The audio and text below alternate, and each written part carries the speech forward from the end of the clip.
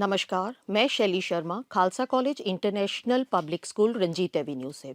मैं आभारी हूँ मुझे ये सुनहरा अवसर प्रकट दिया गया अपने विचार व्यक्त करने के लिए। और मेरा आज का विषय है शब्द। शब्द क्या है? जो सुनाई देता है वह शब्द है, या एक निश्चित अर्थ को प्रकट करने वाली इकाई शब्द कहलाती है। एक या एक से अधिक अर्थ प्रकट करने वाली इकाई स्वतंत्र एवं सार्थक रूप को शब्द कहते हैं। भारतीय संस्कृति में शब्द को ब्रह्म भी कहा गया है। कुछ शब्द भाषा स्वयं बनाती है और कुछ अन्य भाषाओं से भी ग्रहण करती है। प्रत्येक शब्द का एक अर्थ होता है और वही उसकी शक्ति कहलाता है। अगर हम इस तरह देखें तो हमारे हिंदी भाषा में 3 शक्तियां हैं, अभिधा, व्यंजना और लक्षणा। और ये 3 शक्तियां जिस शब्द में होती है वे शब्द 3 प्रकार के होते हैं, वाचक, व्यंजक और लक्षक। अगर हम देखें तो शब्द कितने प्रकार के होते हैं? शब्द 2 प्रकार के होते हैं, सार्थक शब्द और निरर्थक शब्द। सार्थक शब्द वे शब्द कहलाते हैं जिनका कोई ना कोई अर्थ है, जो अपने अर्थ से परिपूर्ण है, वो सार्थक शब्द कहलाते हैं। लेकिन कुछ बेमेल वर्णों का जोड़ जो है वो निरर्थक शब्द कहलाता है। अब बारी आती है शब्दों का वर्गीकरण। शब्दों का वर्गीकरण हम 4 आधार पे करते हैं, रचना के आधार पे, उत्पत्ति के आधार पे, अर्थ के आधार पे और हमारा प्रयोग के आधार पे। सबसे पहले अगर हम देखें तो रचना के आधार पे। रचना के आधार पर जो शब्द हैं वो किसी ना किसी अर्थ में निहित होते हैं, लेकिन जब वही शब्द किसी दूसरे शब्द से जुड़ते हैं तो उनका अर्थ भिन्न हो जाता है। रचना के आधार पर अगर हम शब्दों का वर्गीकरण करें तो रचना के आधार पे शब्दों का वर्गीकरण हम 3 आधार पे करेंगे। सबसे पहले हमारा आता है रूढ़ शब्द, यौगिक शब्द और योग रूढ़ शब्द। सबसे पहले अगर हम करें रूढ़ शब्द वे शब्द होते हैं जो अपने आप में ही पर्याप्त होते हैं, जिसे हम खंड में नहीं बांट सकते, और अगर हम उनका खंड करें तो उनका कोई अर्थ नहीं रह जाता, जिस तरह गाय और पानी। दूसरे में हम देखें तो यौगिक शब्द, जैसे कि नाम से ही हमें पता चलता है, यौगिक शब्द यानी योग से बने शब्द, जो 2 शब्दों के योग से बनते हैं, जैसे पाठ के लिए शाला, पाठशाला। इस तरह अगर हम तीसरे नंबर पर आए तो हमारा होता है योग रूढ़ शब्द। योग रूढ़ शब्द जो यौगिक होते हुए भी रूढ़ शब्द की तरह है, अर्थात 2 शब्दों के मेल से बने शब्दों से बनते हैं, लेकिन वो अपना एक विशेष ही अर्थ देते हैं, जिस तरह दशानन, 10 आनन वाला, अर्थात 10 सिरों वाला। ये तो हो गया हमारा रचना के आधार पे। दूसरे आधार पे हम अगर वर्गीकरण करें तो वो हमारा होता है उत्पत्ति के आधार पे। उत्पत्ति के आधार पे हम शब्दों को 5 भागों में बांटते हैं। 5 हमारे भाग हैं, तत्सम शब्द, तद्भव शब्द, देशज शब्द, विदेशज शब्द और लास्ट में हमारा संकर शब्द। तत्सम शब्द हमारे हिंदी भाषा में जो शब्द हैं वो संस्कृत भाषा से ही आए हैं। तो तत्सम अर्थात जैसा है वैसा ही हमने हिंदी भाषा में प्रयोग किया गया, अर्थात संस्कृत भाषा के वे शब्द जो जिस तरह संस्कृत भाषा में थे उसी तरह हमारे हिंदी भाषा में प्रयोग किए जाते हैं, जैसे अग्नि, नासिका आदि, ये तत्सम शब्द।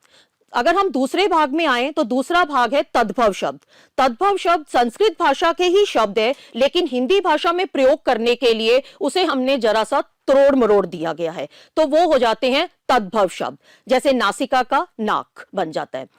तीसरे नंबर पे हमारे आते हैं देशज शब्द। देशज शब्द वह शब्द है जो हमारे ग्रामीण क्षेत्रों से, हमारी ग्रामीण भाषाओं से हमारी हिंदी भाषा में समाये हैं।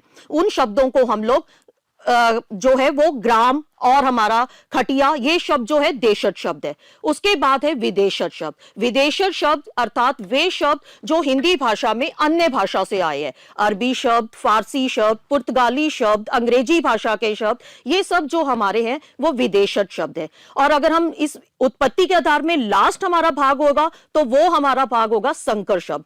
संकर शब्द वे शब्द कहलाते हैं जो हम 2 भाषाओं के मेल से बनते हैं, जिसमें एक भाषा हिंदी भाषा होती है और दूसरी भाषा जो है वो कोई अन्य भाषा है, जिस तरह रेलगाड़ी, जिसमें रेल तो हो गया अंग्रेजी शब्द और गाड़ी जो हो गया वो हो गया हिंदी शब्द।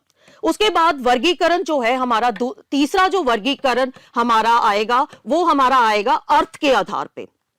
अर्थ के आधार पे अगर हम देखें तो अर्थ के आधार पे हम लोग शब्दों का वर्गीकरण जो करेंगे वो है पर्यायवाची शब्द, जो एक ही शब्द के कई अन्य नाम, एकार्थक शब्द जो अन्य कई अर्थ प्रदान करते हैं, अनेकार्थक शब्द जो एक ही शब्द जो होते हैं वो कई अर्थों को लिए होते हैं। और फिर एक है समरूपी भिन्नार्थक शब्द। समरूपी भिन्नार्थक शब्द यानी कि ऐसे शब्द जो सुनने में तो हमें एक से लगते हैं लेकिन अर्थ जो है वो अलग देते हैं, भिन्न अर्थ देते हैं, वो है हमारे समरूपी भिन्नार्थक शब्द। और उसके बाद अगर हम देखें तो विलोम शब्द जो अलग अर्थ लिए होते हैं, एक शब्द से विपरीत अर्थ वाले जो शब्द होते हैं वो विलोम शब्द कहलाते हैं। अनेक शब्दों के लिए एक शब्द जो भाषा को संकुचित अर्थ रूप प्रदान करते हैं। तो इस तरह ये हमारा जो हो जाता है वो है अर्थ के आधार पे। जो हमारा चौथा भाग है वर्गीकरण, वो हमारा लास्ट जो हमारा भाग है वो है प्रयोग के आधार पे। प्रयोग के आधार पे दो भागों में बांटा गया है। दो भागों में सबसे पहला जो हमारा भाग होता है विकारी शब्द और दूसरा जो होता है वो अविकारी शब्द। अच्छा, विकारी शब्द वे शब्द होते हैं जिनका लिंग, वचन, कारक आदि से परिवर्तन होता है, वे होते हैं विकारी शब्द। लेकिन जो अविकारी शब्द होते हैं वे शब्द होते हैं जिनका लिंग, वचन, कारक आदि से कोई भी उसको अंतर नहीं आता, वे यथा ही रहते हैं, उसी तरह रहते हैं जिस तरह से उनका अपना रूप होता है।